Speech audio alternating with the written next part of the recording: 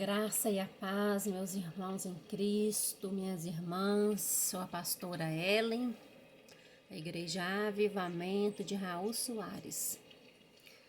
Nós temos um ministério próprio que o Senhor nos concedeu e esta missão de estar trazendo a palavra de Deus aqui para vocês através de pregações, de campanhas, de meditações.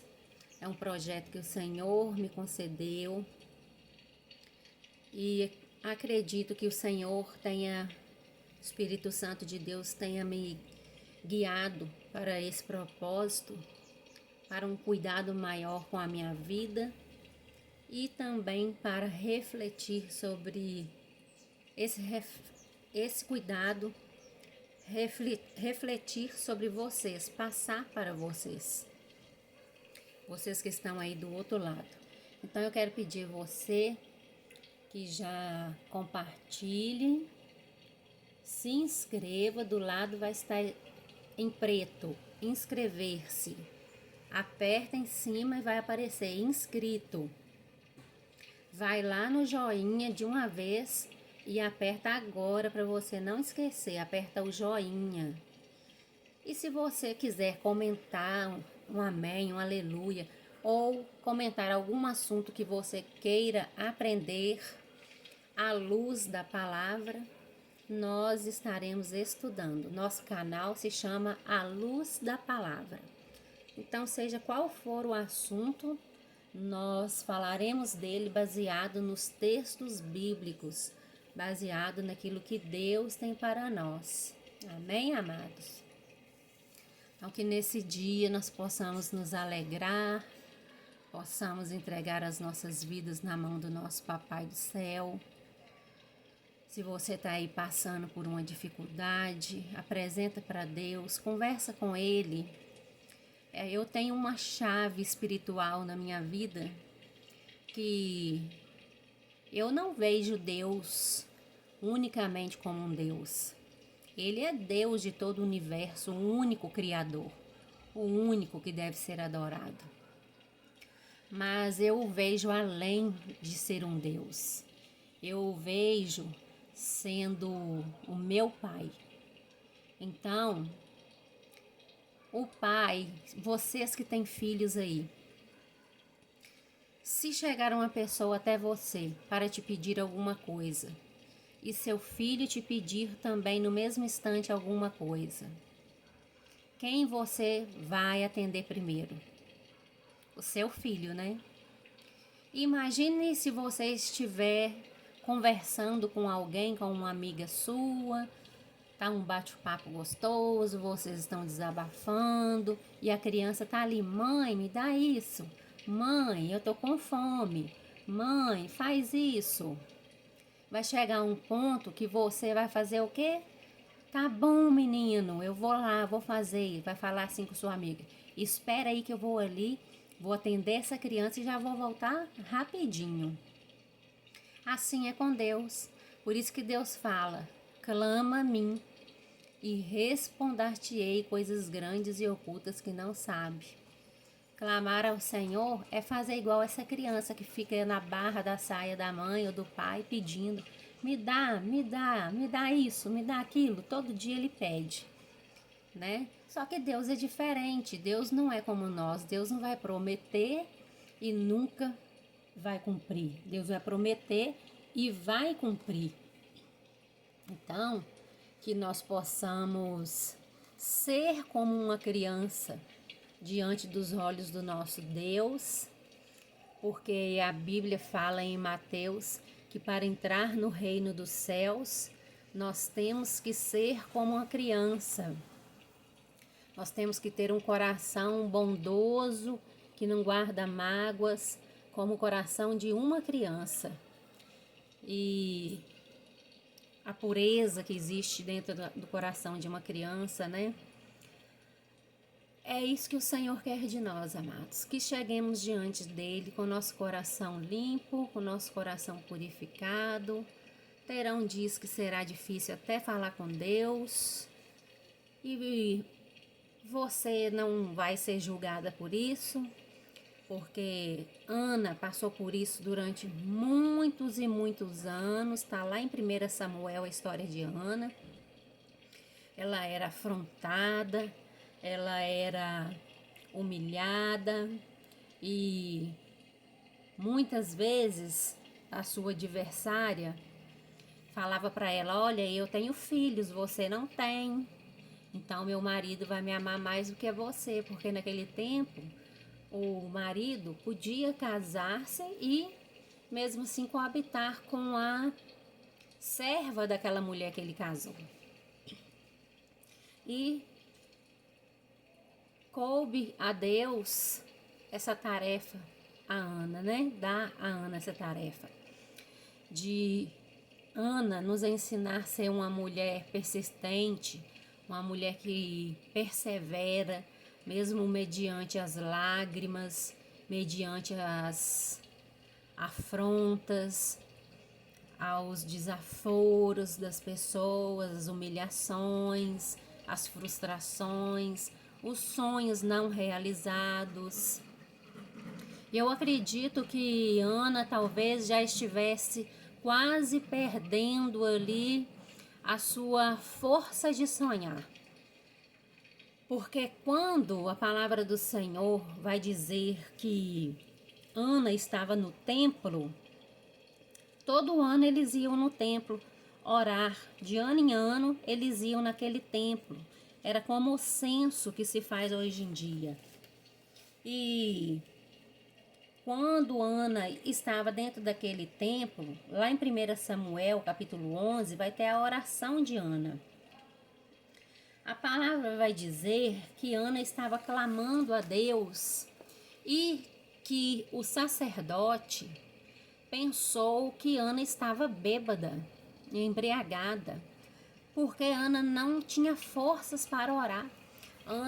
Ana só mexia os seus lábios. Eu imagino que Ana deveria estar ali se debulhando em lágrimas, se é que ainda houvesse lágrimas. Que às vezes a pessoa sofre tanto na vida, sofre tanto, que ela não tem mais lágrimas para chorar e ela vai se tornando ali uma pessoa de alguma maneira seca para essas lágrimas, para esses momentos de dificuldade. E foi nesse dia em que o sacerdote pensou que Ana estava bêbada dentro da casa do Senhor, justamente nesse dia que o Senhor olhou para ela, se lembrou dela. Quando a palavra de Deus diz que Deus se lembrou, amados, não é porque Deus se esquece. Deus não esquece de nada, Deus não se arrepende de nada.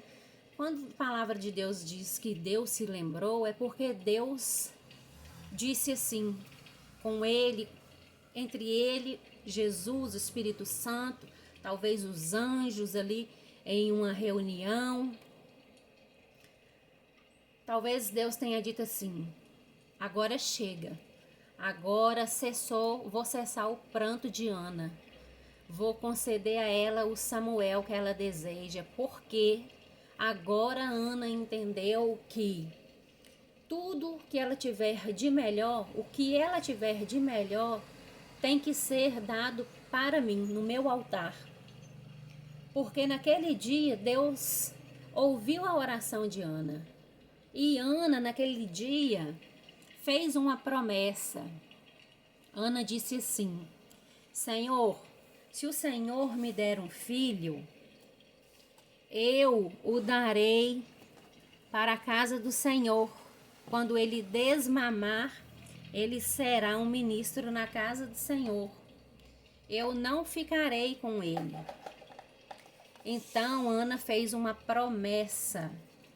Quando Ana prometeu dar aquilo que ela tanto sonhava, que ela tanto sofreu por tantos anos, Ana então achou graça diante dos olhos de Deus e o Senhor se agradou de Ana e disse para para ela, disse a ela que lhe concederia o desejo do seu coração. Então, assim também é nas nossas vidas, né, amados? Às vezes, as coisas demoram a chegar, mas elas chegam.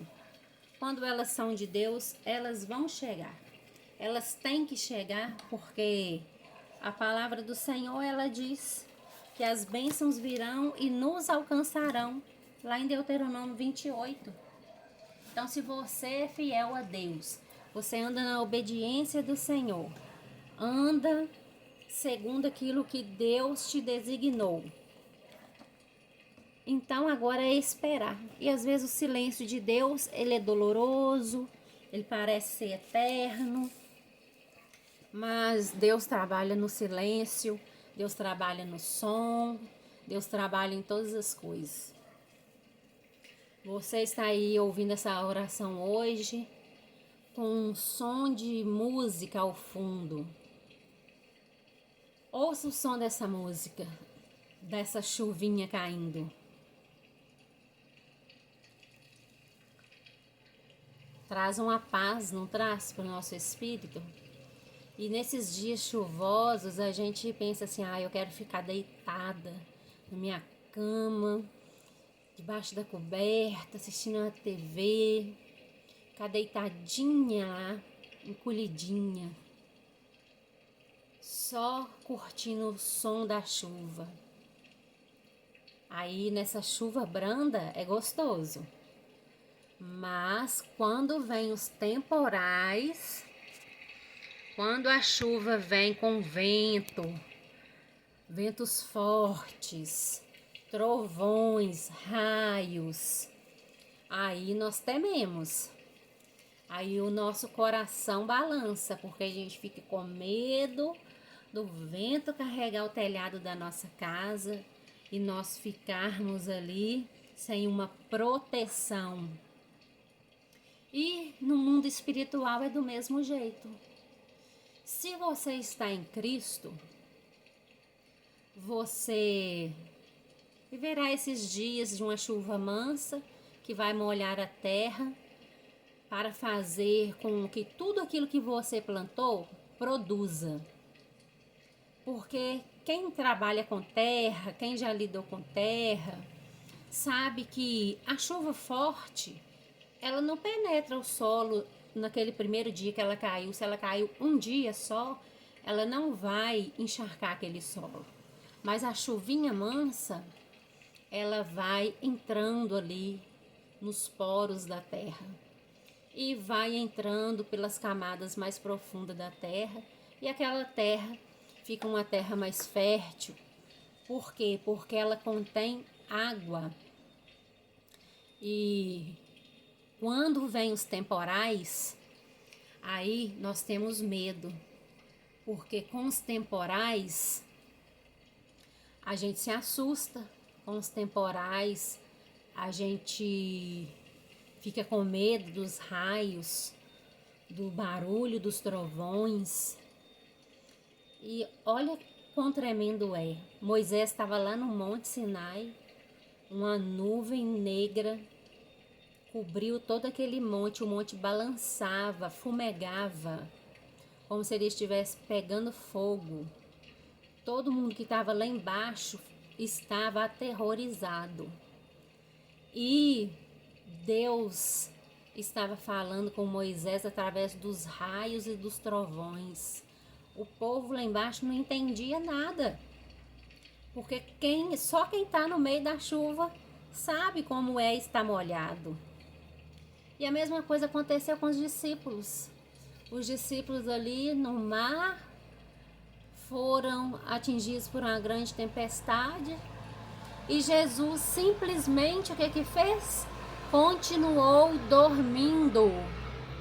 Jesus estava dormindo no barco.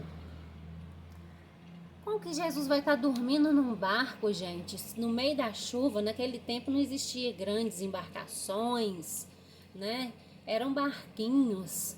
E Jesus dormindo tranquilamente, e os discípulos apavorados acordaram Jesus e falou: Mestre, o Senhor não está vendo essa tempestade? O Senhor não está vendo essa chuva? Nós vamos morrer aqui no meio do mar. E Jesus tranquilamente deu ordem para que o vento parasse, a chuva parasse, porque Jesus até parece que está dormindo. Às vezes a pessoa fala assim, parece que Deus está dormindo, né? Parece que Deus não está vendo essa situação, mas Deus não dorme. Deus não se cansa, Deus não para se alimentar, Deus não para dormir, porque Ele é um Espírito, o Espírito Todo-Poderoso, cheio de graça, cheio de poder, cheio de glória.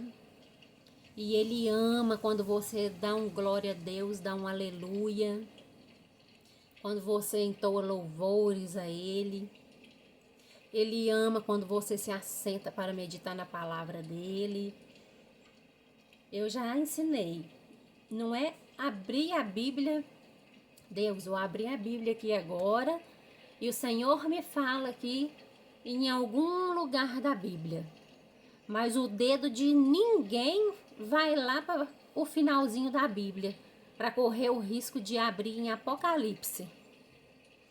O dedo de ninguém vai lá para o finalzinho para abrir em Apocalipse, de jeito nenhum. Geralmente a pessoa vai ter ali suas mãos dividindo a Bíblia no meio, para abrir mais ou menos ali nos Salmos. E se você de repente abrir lá em Crônicas nenhuma cronologia, você não vai entender nada, vai estar falando ali dos pai, dos filhos, netos, tataraneto, bisneto, parari, parará. Você não vai entender nada, né? Então, queridos, você tem que abrir a Bíblia. Se você não tem o costume, começa lendo ou de Gênesis ou dos Evangelhos, lá em Mateus. E aí vai dando sequência, leia em sequência, para você compreender. Porque se você hoje lê Gênesis, amanhã você lê Reis, depois você lê Esther, depois você lê Atos, depois lê Filipenses, você vai ficar perdido. Você não vai realmente compreender a Bíblia. Por quê? Porque você está iniciando. Se você é alguém que já lê a Bíblia há mais tempo, você consegue ligar uma história à outra, porque a Bíblia está toda entrelaçada. A Bíblia não se divide. Então a palavra de Deus, ela é única. Então faça dessa maneira. Eu quero aprender o princípio como Deus criou todas as coisas. Começa a ler em Gênesis. Vai lendo. Não entendi. Lê 1, 2, 3, 4, 5, 6, 10 vezes, quantas vezes forem necessárias para você compreender aquela passagem. Estuda na internet, vê se aquele site, procura ali sites cristãos, né? Que vão estar explicando coisas da maneira correta. Mesmo assim, tem muitos cristãos aí na internet. Cristãos, amados, eu já ensinei. Cristão é todo mundo, todo aquele que crê em Cristo. Não é religião, não está dentro de um contexto de religião. Está dentro do contexto de crer em Cristo. Então, se você tem dúvida, procura ali sites fiéis à Bíblia Sagrada. Amém, queridos? Então, vamos meditar na palavra do Senhor. E o importante é que você leia. Comece lendo 1 versículo, 2 versículos, 5 minutinhos, vá aumentando gradativamente. O seu espírito vai ficar tão alimentado que todo dia ele vai ter fome de alimentar do pão da vida, da palavra sagrada. E você, quando perceber, você já virou um leitor, um estudioso, né? Alguém que medita na palavra de Deus. E não se esqueça de conversar com o seu papai. Não é só o seu Deus, ele é o seu papai. Para quem é íntimo, é papai. Amém? Então vamos na leitura da Bíblia. Provérbios 10 diz assim: vai falar sobre a justiça e a malignidade. Vocês estão percebendo que Provérbios ele fala muito da sabedoria, mas ele embute a sabedoria, ele coloca essa sabedoria dentro do significado da justiça e da malignidade. A justiça, a sabedoria para aqueles que são bons e a sabedoria, a falta de sabedoria, na verdade, daqueles que são maus. Então, Provérbios é um livro que você tinha que ler ele todo mês, porque ele é pequenininho, 31 capítulos. Então, assim, se você ler 2, 3 capítulos por dia, se você ler 3 capítulos por dia, com 10 dias você terminou de ler ler Provérbios. E ele nos ensina muita coisa, nos ensina acerca de como nos devemos nos comportar, falar, que tipo de pessoas nós devemos evitar. Então, é um livro que nos edifica muito. Então, vamos na palavra do papai. Provérbios de Salomão. Filho sábio, alegra o coração de seu pai. O filho sábio alegra o coração do seu pai. Mas o filho insensato é a tristeza da sua mãe. Os tesouros que são fruto da desonestidade de nada valem, mas a justiça livra da morte. O Senhor não permite que o justo venha a passar fome, mas abate a ambição dos ímpios. As mãos preguiçosas empobrecem o ser humano. Olha aí, amados, Deus não gosta de gente preguiçosa. Olha o que o Senhor está falando. As mãos preguiçosas empobrecem o ser humano. Tem gente que vai direitinho na igreja, lê Bíblia, ora, reza e fala assim, mas por que aquela pessoa não vai na igreja, não crê em Deus, está rica? Porque ela não tem preguiça de trabalhar. E Deus, ele vai cumprir com a palavra dele com quem quer que seja. Se ele levanta de madrugada e vai trabalhar, ele sai de sua casa 4 horas da manhã, 5 horas da manhã, chega em casa 10, 11 horas da noite. E você que lê Bíblia, que estuda a Bíblia, que faz de tudo da Bíblia, de tudo para Deus, mas dorme até tarde, não procura um serviço, quer tudo nas mãos. Você acha que Deus vai te abençoar? Não vai, por quê? Porque Deus tem um compromisso com a palavra dele. Não é porque você tem o nome de cristão que Deus vai te honrar.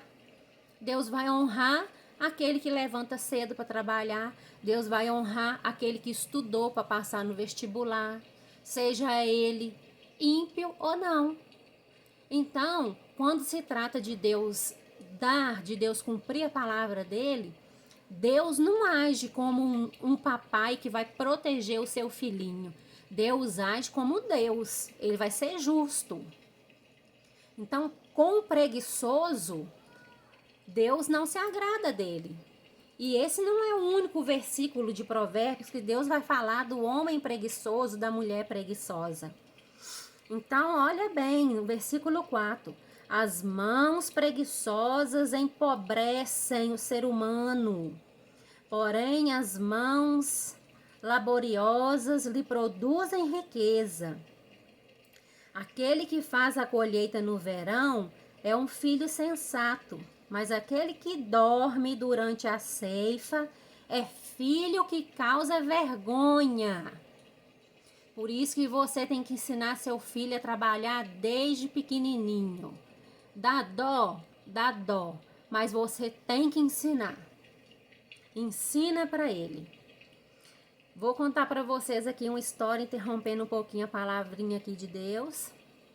Minha filha estava com 17 anos, ia começar a fazer a faculdade já. Estava trabalhando no escritório de advocacia. Ela estudou, formou para direito. não quer trabalhar na área de direito, então deixa ela se encontrar, porque até aonde eu tinha que caminhar com ela eu fui. Agora só me cabe orar e estar intercedendo por ela. E então, nesse período que ela tinha 17 anos, ela começou a achar que ela já era uma mulher adulta, de responsabilidades, porque ela já trabalhava, tinha a pensão que o pai dela dava. E todos os dias de manhã, primeiro todos os dias ela ficava o dia todo no celular até de madrugada. A gente ia dormir, ela ficava lá de madrugada no telefone. E a gente avisou centenas de vezes. Aí um dia eu falei assim, não vou avisar mais, ela não é adulta? Então vou tratá-la como uma adulta. Eu acordei para ir trabalhar, naquele tempo ainda eu trabalhava, não tinha ainda, não estava passando por tudo que eu passei, estou passando até hoje. Eu trabalhava fora e eu falei, ela quer ser adulta, eu vou tratar ela como uma adulta. Levantei, me arrumei, fiz café, tomei café. Na hora que eu estava quase saindo, eu acordei ela. E ela acordou apavorada. Por quê? Porque ela gostava de passar maquiagem para ir trabalhar, passar chapinha todo dia para ir trabalhar. Ela foi chorando da minha casa até o serviço. E eu fui falando na cabeça dela da minha casa até o serviço. Eu falei, você não é adulta? Gente adulta não precisa de pai e mãe para acordar para trabalhar. Você não é adulta? A partir de hoje você vai cuidar da pensão que seu pai te dá. E se ficar um dia sem pagar a faculdade, você vai se virar. Você vai dar conta de pagar as coisas que você precisa pagar, porque o seu dinheiro é para a faculdade. Queridos, eu falei tudo que ela precisava ouvir, porque ela não é adulta. Eu sou o tipo de mãe assim, eu sou uma mãe que dou carinho, mas sou uma mãe que fala as verdades. Eu não sou mãe que fica passando a mão na cabeça, não. Tá errado, tá errada. Então, com aquilo ali, ela começou a se tornar adulta, porque ela passou a ver que eu não ia acordar ela de jeito nenhum, ela ia perder o serviço. Por quê? Ela tinha que escolher ou ficar no telefone até altas horas da madrugada ou levantar cedo como um adulto para ir trabalhar. Então, queridos, tem coisas que às vezes dói na gente que é mãe e é pai fazer, mas que precisa ser feito porque você está colocando valores. E ela me ajudava a lavar a igreja desde pequenininha, quando eu fazia faxina. Ensina seu filho, mesmo que seja menino.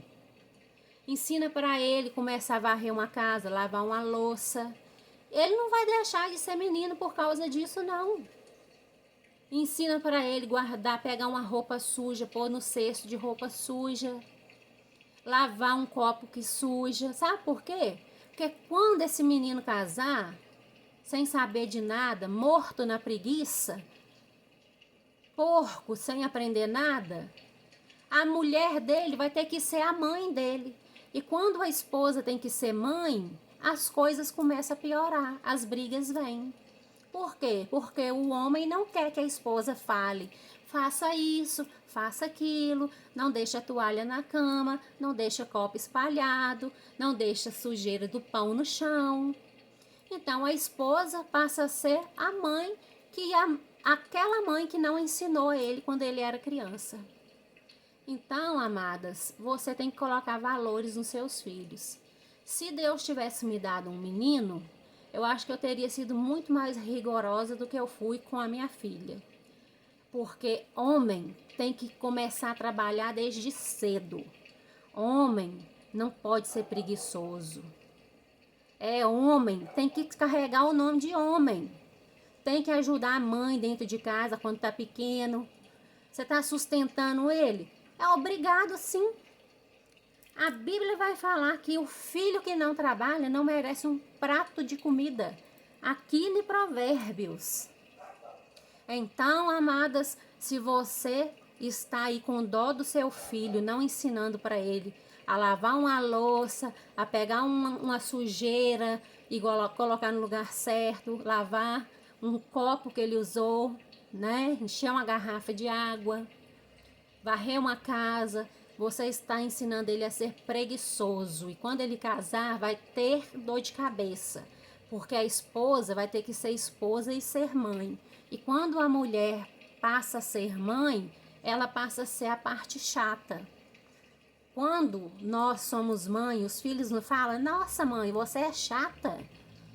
Minha mãe é chata, que minha mãe me corrige o tempo todo.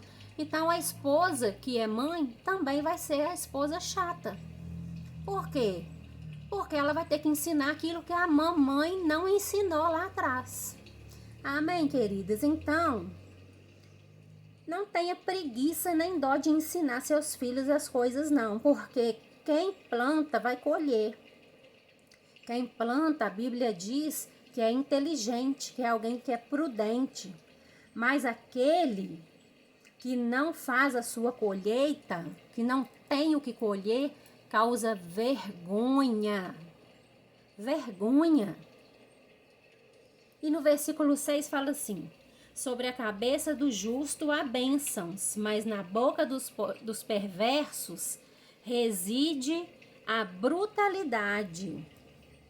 A memória do justo é abençoada. A memória é quando ele, Deus o chama, ele parte desse plano terreno e vai para a glória do Senhor. Todos vão lembrar dele como uma pessoa abençoada. Mas quando o perverso cai e morre, ele vai se tornar somente uma podridão. É o que a Bíblia está dizendo. O sábio de coração aceita os mandamentos, mas o insensato de lábios vem a arruinar-se. Quem caminha com integridade anda em segurança, mas quem segue por trilhas tortuosas será descoberto.